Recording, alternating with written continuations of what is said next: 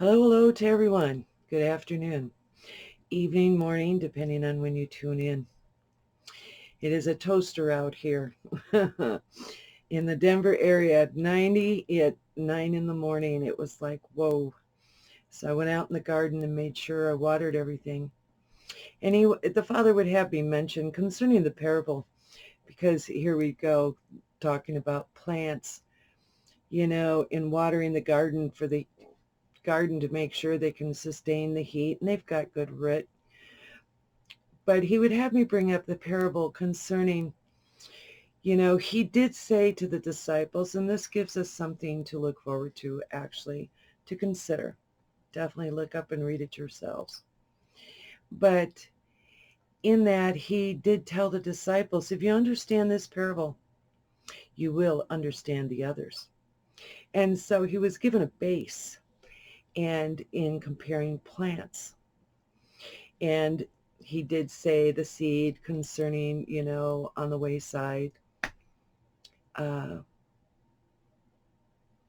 would go to the wayside. There's not much soil. They would take root, but they're shallow. There's shallow ground. And when the heat comes on, they'll wither away. And then he goes to talk on good soil, the good soil, planting seed in good soil. But the rocky places, those who give place to the cares of the world, the rocks being in the soil. And real quick, I will say, for those who are able to hear this, able to receive it, concerning the mark of the beast, it does say in Revelation, as far as taking a mark on the forehead or the right hand. In other words, be careful with what you set your mind and hand to. In general terms, how that's relevant to us today. And concerning the cares of the world, being careful with what we set our mind and our hand to. And, the rocky soil, and being mindful to the darkness and the ways of this world. It will choke out the very words of love, life. It'll keep us as plants from growing. And Jesus also did say that those in darkness, they hate those in the light. They're not able to take that light. And for us personally as people, we can see that in several different ways. How people respond if they're in darkness and their mind is in darkness, how they take to those who are in the light. It's an inconvenience. It's uncomfortable. It's convicting. And when it's convicting, it can feel very personal and, unfortunately, feel like someone is attacking you when that's not the case at all. So concerning the cares of the world, I've been thinking about this for the last 2 weeks, actually, because, again, he said, if you understand this parable, you will understand the other parables, all the other parables. So in other words, this parable on the seed is a key in understanding the other parables. And considering the cares of the world, those who may have their mind set on the cares of the world rather than on what God is doing, how he is moving, on the spiritual things. And of course, seed taken, on the roadside, on the wayside, shallow. People that are shallow, they're not going to think of the spiritual things. But at the same time, before I go any further, he would have me reread that word that I did share week before last, I think it was.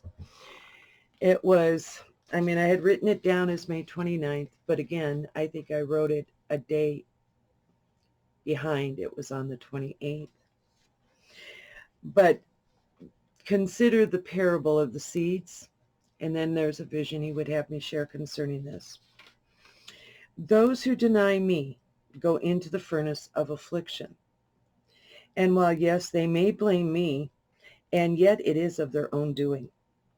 Marvel not that I say this to you, for there are many that deny my existence, that deny the work of my hand, who lack that inner connection with me, personal and up close. They speak a fair game, but the rubber is about to meet the road. And not all who claim to be of me always know me. Yes, they praise me with their lips, but their hearts are far from me. Do not dismay.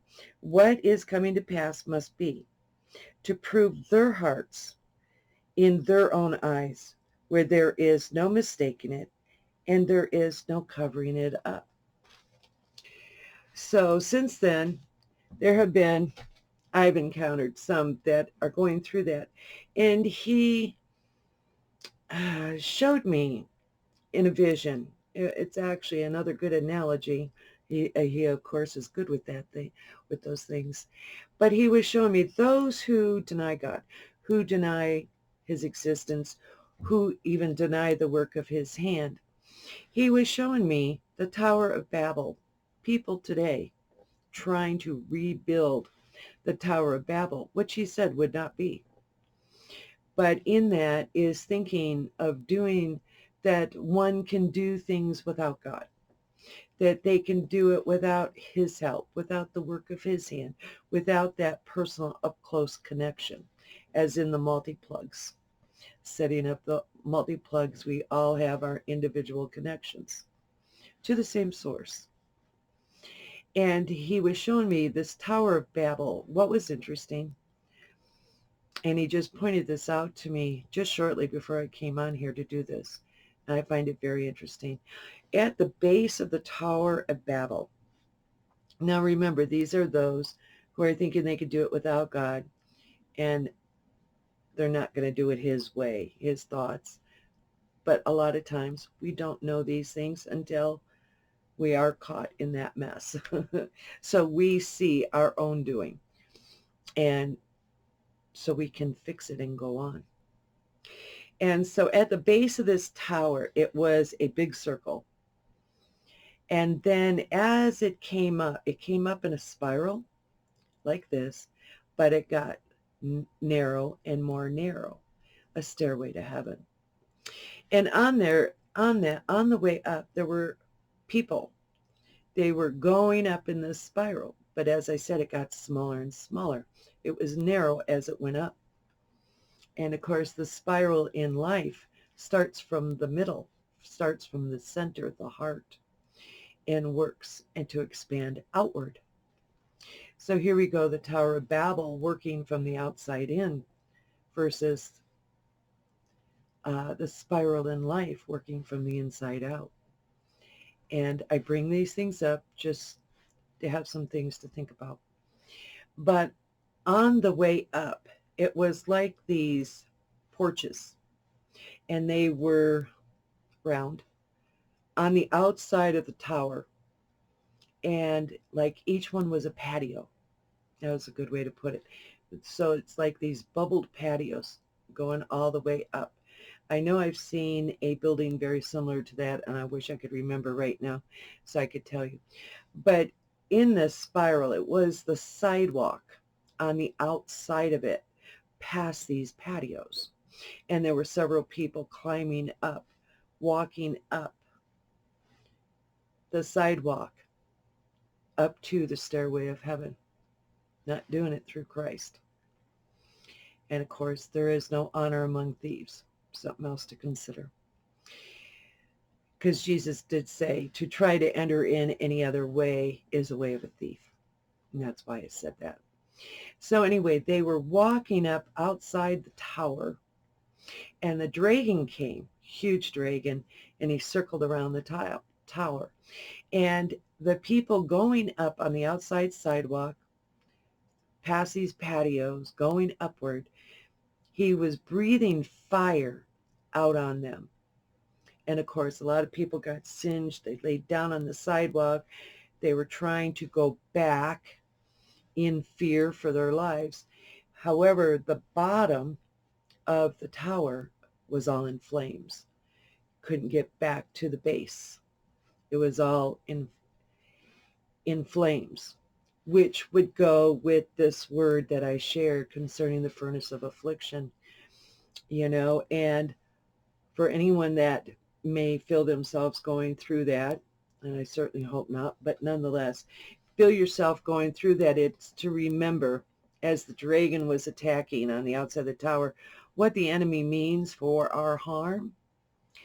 God will take that and work for the good to those who love him.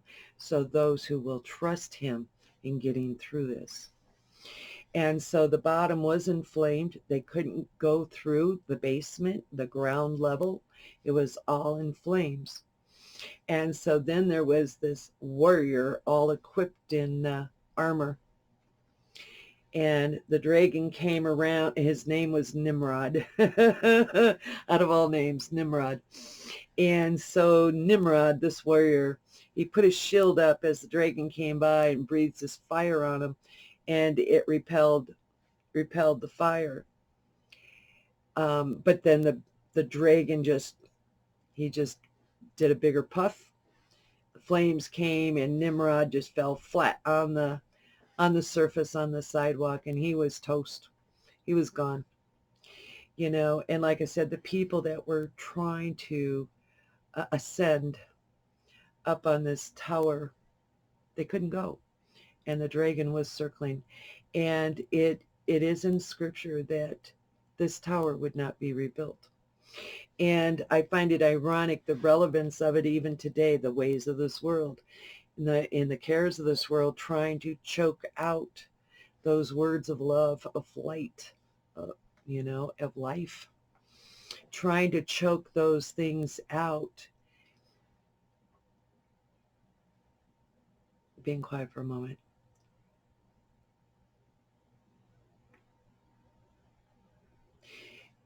In relevance to today, in the ways of the world, airstrikes, the media, trying to convince us of this alternate reality. It's not the truth. What they're trying to cover up. And of course, in a crazy world, being turned inside out. At the same time, he let me know, I did share here, the army of darkness is undermining the church, and here we go, without the roots, without good roots and good soil, and giving place to those rocks, to a rocky soil, to the cares of this world. And there have been different things come up even concerning the church. I saw an article this last week concerning the Pope, and letting the bishops know in the U.S. not to refuse communion to those who are pro-abortion. Here we go. Pro-abortion, pro-murder, killing. And I do say that as one who experienced it myself. When you go through it personally, it's murder. It is to get rid of a life. And there's no other nicer way to say it. And so that's why I say it. I do say that based on my own firsthand experience. You just know when this is happening inside your body, you know it. And I would definitely recommend anyone that goes through it, that has gone through it, to take this up with the Father of Spirits, the Father of Lights. And he is ever merciful, and to do it with a humbleness, knowing to regard who he is, the Most High, the El of Elohims. So on that note, concerning being careful not to choke out the words of love, the words of, to incline your ear, attend to his words, keep it in between your eyes, your mindset. And Jesus did say the eye is the lamp of the body, and that means spiritually and naturally. And if the eye is in darkness, the whole body is in darkness. And, and if the eye is in light, then the whole body is in light. And we consider this spiritually and naturally. And so on that note, I will keep it brief, give you something to think about. And I'm sorry, he did just remind me of something. Okay, and he just let me know I can share this another time. when he brings things up to me to share things that I've gone through, it lets me know two, even three things. Either someone needs to hear it, I need a good reminder, or it's both. Someone needs to hear it, and it's a good reminder to me. So what he would have me share, not necessarily here now, at another time. And it does concern as far as the rocks and being careful what you set your mind and hand to. Is it on light or is it on darkness? So I will keep it brief there. Have a great rest of the day, great rest of the week. Healing and health in the name of Jesus. See you next week. Have a good one.